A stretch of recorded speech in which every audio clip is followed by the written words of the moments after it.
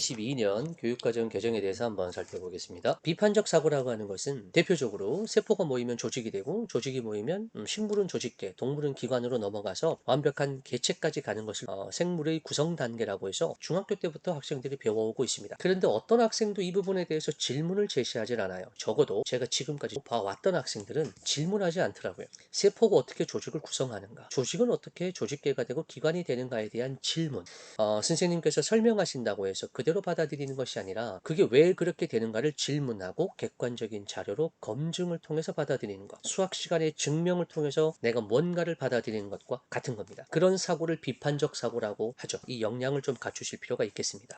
자, 다음은 기초 소양에 대한 얘기를 한번 해보겠습니다. 2022 개정 과정에서 기본적으로 이런 것들은 만들어져야 한다는 것인데, 그게 언어, 수리, 디지털 소양입니다.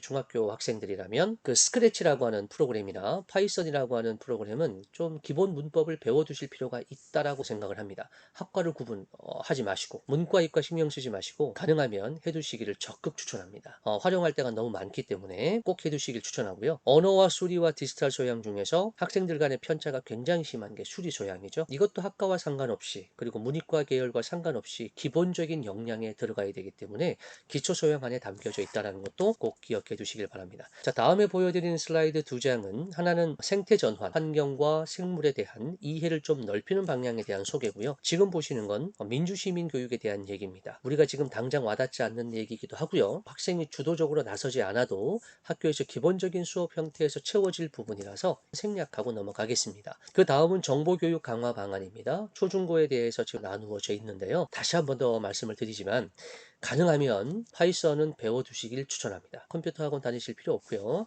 요즘 유튜브에 들을 수 있는 파이썬 강좌가 정말 많습니다. 쉽게 설명되어 있는 것들도 많기 때문에 해두시길 추천을 드리고요. 인공지능의 원리 학습을 교과 수업에 연계하겠다라는 얘기를 하고 있습니다. 이게 왜 이런 거냐면, 우리가 논리적인 사고를 하기 위해서는 컴퓨터를 많이 비유를 합니다. 컴퓨터가 굉장히 논리적으로 구현되고 있기 때문에 그래요. 추상화 되어 있는 것에서 패턴을 찾고요. 그 패턴을 찾은 것에서 문제를 해결할 수 있는 과정, 즉 알고리즘을 생성해냅니다. 여기까지는 코딩을 하지 못해도 할 수 있는 겁니다. 여기까지 좀 연습했으면 좋겠어요. 그 이후에 알고리즘을 컴퓨터가 구현할 수 있도록 만들어주는 과정이 코딩, 프로그래밍 과정이죠. 이런 것까지 할 수 있으면 더 도움이 되기 때문에 파이썬 얘기를 아까 말씀을 드린 겁니다. 학생 중심 활동을 촉진하는 창의적 체험 활동의 개선 방향에 대해서도 한번 보겠습니다. 정말 쉽게 잘 표현이 되어 있는데요. 현행은 자동봉진 4가지가 창의적 체험 활동을 구성하고 있습니다. 왼쪽에 보는 현행이죠.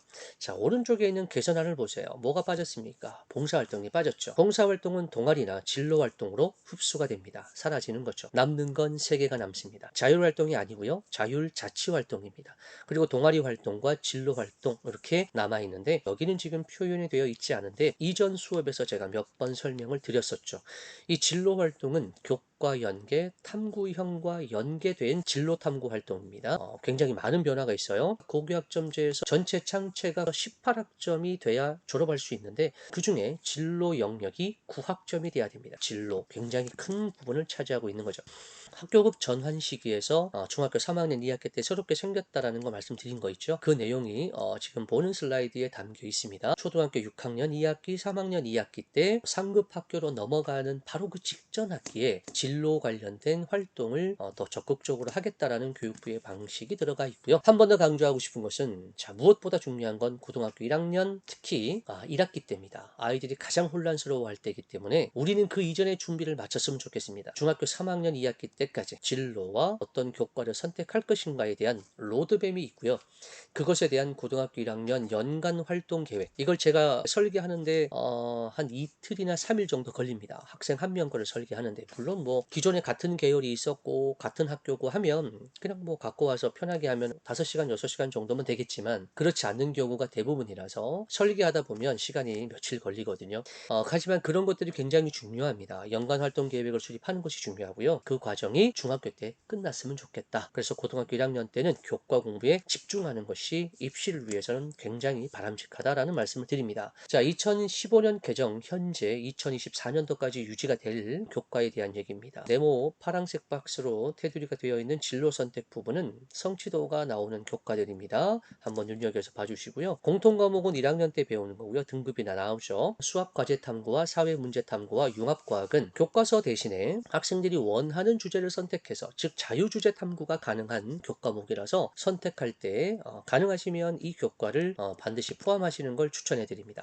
소논문 혹은 연구 보고서 작성이 가능한 과목입니다. 수학 과제 탐구와 사회 문제 탐구와 융합과학, 이 세 가지는 진로 선택에 있는 교과고요. 밑에 있는 노란색으로 되어 있는 과학 과제 연구와 사회 과제 연구, 이 부분은 전문 교과 1에 있는 교과목입니다. 둘 다 중요하니까 좀 눈여겨 봐두세요.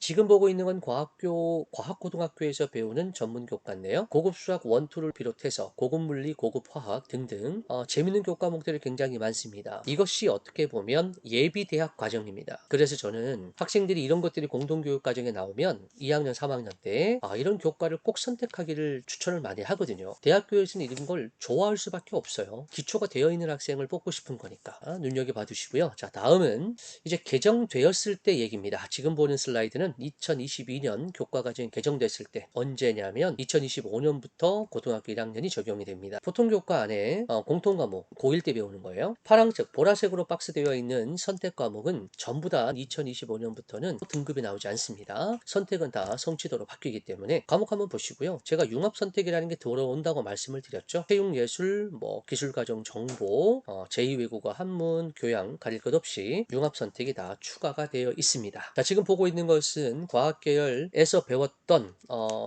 원래는 전문교과 1으로 편성되어 있었던 거죠. 그런 것들이 일반고로 들어오는 교과목들에 대한 소개입니다. 전문수학, 이산수학, 고급기하, 고급생명과학, 이런 것들이 전부 다 전문교과 1에 있었던 건데 일반고 보통교과로 다 들어왔습니다. 예술계열도 마찬가지입니다. 재밌는 교과목이 참 많이 들어왔죠. 자, 지금 보이는 화면은 실제 고교학점제 연구학교에서 학생의 고교학점제 시간표, 제가 아는 학생은 아니고요. 이투데이 기사에 올라온 내용을 그대로 제가 캡처해서 갖고 온 건데요. 중요한 건 보시면 공강이 있어요. 수요일날 7교시가 비어있죠. 공강입니다. 빈 시간이에요. 학생들이 자기가 원하는 시간을 선택하다 보니까 공강 시간이 생기고요. 이런 공강 시간에 학교 밖 수업을 듣고 들어왔을 때 그것을 학점으로 인정해 주는 것, 이게 실제 2025년도 이후에 벌어지게 되는 학교 상황이 될 겁니다. 자, 오늘은 여기까지 진행하고요. 다음 시간에 더 좋은 내용을 준비해서 찾아뵙겠습니다.